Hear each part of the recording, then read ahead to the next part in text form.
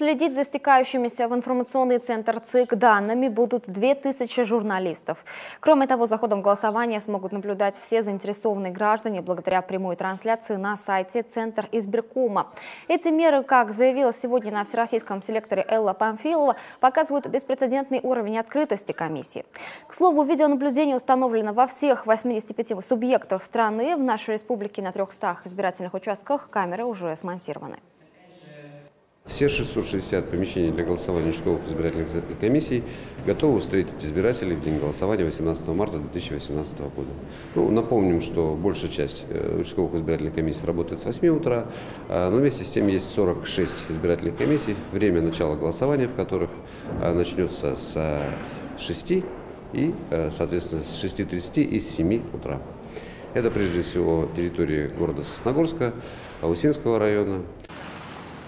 Кроме того, один избирательный участок около ЖД вокзала откроется в 6:30 утра, для того, чтобы граждане, отъезжающие в Москву и Санкт-Петербург, смогли реализовать свое право.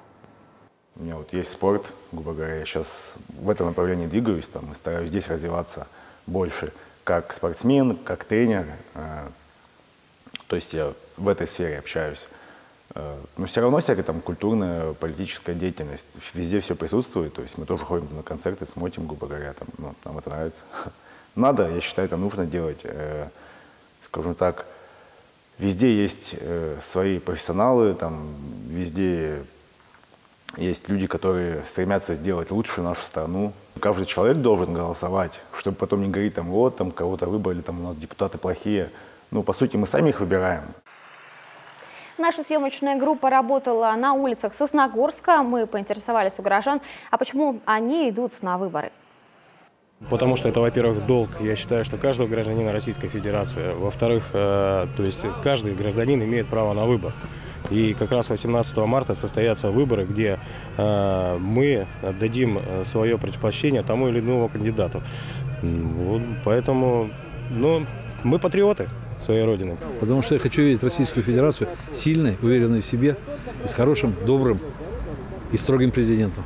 18 марта на выборы президента я пойду обязательно, потому что считаю своим долгом перед своими детьми, даже родителями.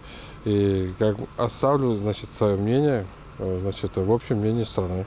Потому что это прежде всего гражданский долг каждого гражданина России. Сходите, сделать выбор. Это выбор, это президент, это Россия.